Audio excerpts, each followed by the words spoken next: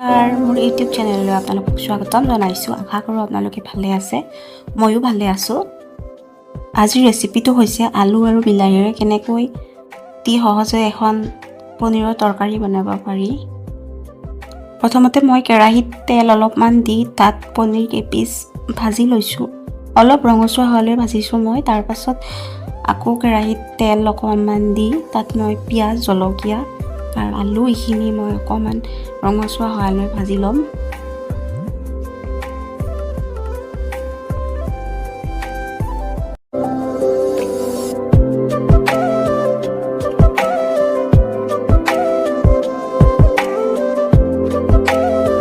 আৰু এতিয়া এইখিনি ভাজি হোৱাৰ পাছত ইয়াত মই আদা নহৰু পেষ্ট এটা দি দিছোঁ।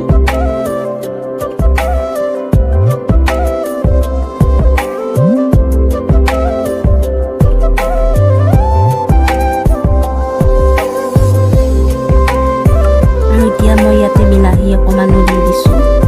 ইয়াত মই বিলাহী তিনিটা সৰু চাইজৰ বিলাহী তিনিটা ইউজ কৰিছোঁ।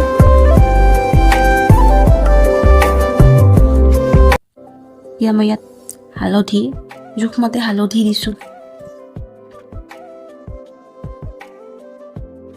আৰু এতিয়া ইয়াত নিমখ নিজৰ জোখমতে দিছোঁ আৰু এই অকণমান জিৰা পাউডাৰ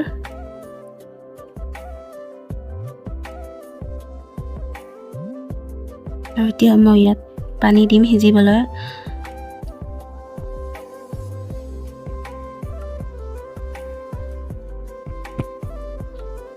আৰু এতিয়া অলপ মানে মই সিজিবলৈ থাকৰি কাৰণে ধৰি দিছোঁ আৰু এতিয়া মই ইয়াত বস্তুখিনি সিজাৰ পাছত ইয়াত মই পনীৰ কেইপিচ দি দিছোঁ।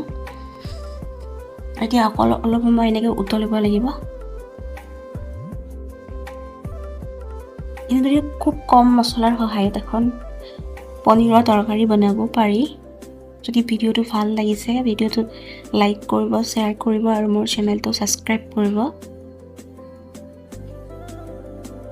আজিলৈ আহিছোঁ। থেংক ইউ, বাই।